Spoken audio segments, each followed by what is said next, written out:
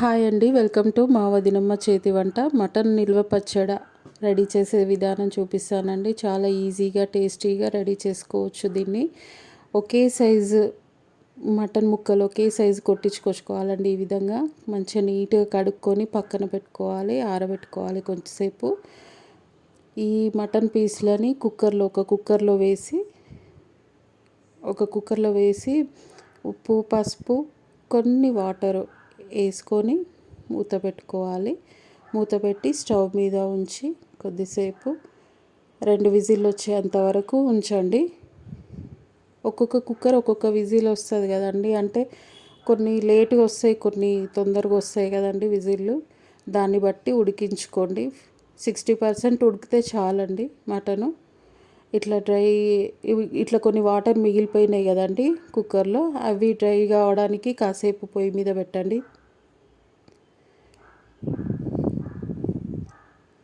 కాసేపు డ్రై అయినాక ఇట్లా తీసి పక్కన పెట్టుకోండి.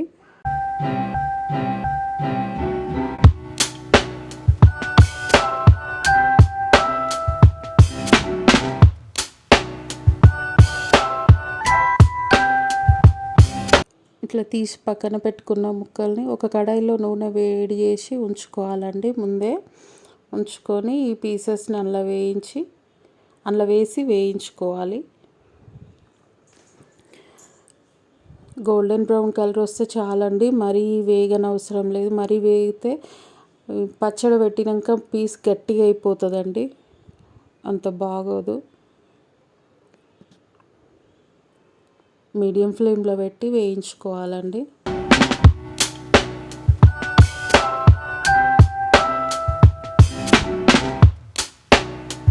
చూసారు కదా వీడియోలో చూపించినట్టు ఇట్లా గోల్డెన్ బ్రౌన్ కలర్ వస్తే చాలండి, తీసేసుకోవచ్చు మనము.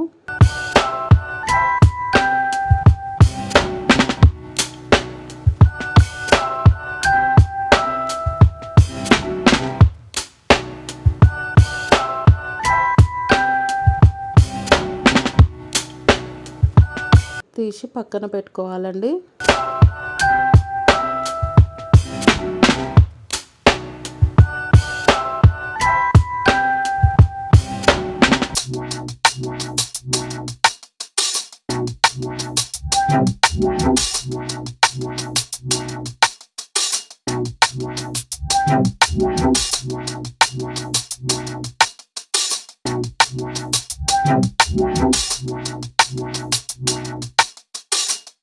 ఈ వేయించిన ఆయిల్ ఉంది కదండి, ఇదే ఆయిల్లో కొంచెం జీలకర్ర వేసి చిట్లనివ్వాలి. వేసి పక్కన ఉంచుకోవాలి. స్టవ్ కట్టేసి పక్కన ఉంచుకోవాలి. ఈ పీసెస్లో 200 గ్రామ్స్ కారం అండి. ఇది ఉప్పున్న కారం అండి నాది. మీరు ఉప్పు లేని కారం అయితే ఉప్పు ఎక్కువ తీసుకోండి. నేనైతే కొంచెం తీసుకుంటున్నాను ఉప్పు, నాది ఉప్పున్న కారం కాబట్టి. కొంచెం జీలకర్ర, మెంతులు, ఆవాలు కలిపి వేయించిన పౌడర్ అండి ఇది.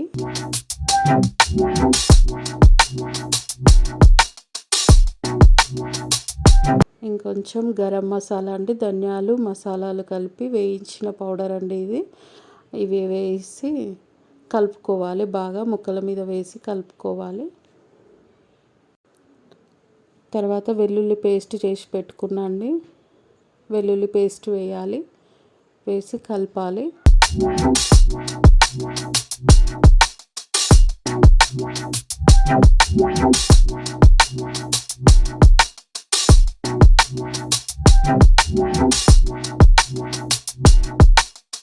ఈ వేడి చేసుకున్న నూనె ఉంది కదండి, ఈ ఆయిల్ తీసుకొచ్చి ఇందులో పోసి కలపాలి.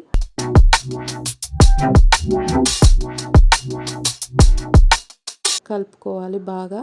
చాలా టేస్టీగా ఎమ్మీగా ఉంటుందండి మటన్ పచ్చడి. ట్రై చేయండి ఒకసారి చూసి. ఈ పచ్చడి 2 months 3 months దాకా నిల్వ ఉంటుందండి. ఫ్రిడ్జ్లో పెట్టుకుంటే ఎక్కువ రోజులు నిల్వ ఉంటుంది, కానీ ఫ్రిడ్జ్లో పెట్టుకుంటే టేస్ట్ మారిపోద్దండి, అంత బాగోదు. ఇది బాగా చల్లారిన తర్వాతకి 2 నిమ్మకాయలు తీసుకొని పిండుకోవాలండి. ఇలా నిమ్మకాయలు పిండుకుంటే ఆ పులుపుదనం టేస్ట్ బాగుంటుందండి. పచ్చడికి పట్టేస్తుంది పులుపు. టేస్ట్ చాలా బాగుంటుంది నిమ్మరసం వేస్తే. నిమ్మరసం పిండుకొని ఇట్లా కలుపుకొని పక్కన పెట్టేసుకోవచ్చు అండి. మటన్ పచ్చడి రెడీ అండి. మీకు